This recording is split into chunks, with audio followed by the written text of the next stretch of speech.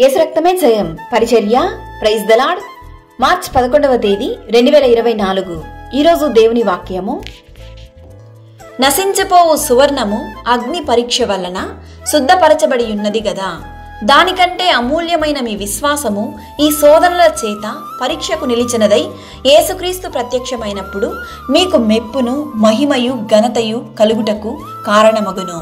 పేతురుకు రాసిన మొదటి పత్రిక 1వ అధ్యాయం 7వ వాక్యము.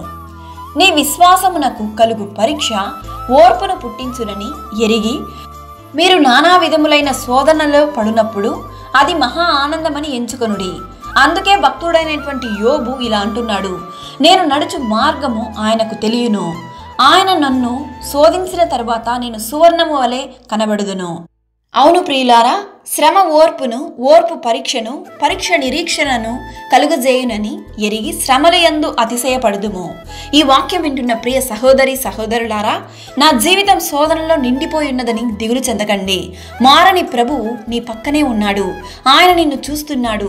నీవు కలిగి ఉన్న శోధనలు, సమస్యలు, వేదనలు అన్నీ ఆయనకు తెలుసు. దేవుడు వీటన్నిటిలో నుండి ఈరోజు నిన్ను విడిపించి దీవించి ఆశీర్వదించును గాక. ఆమెన్. God bless you.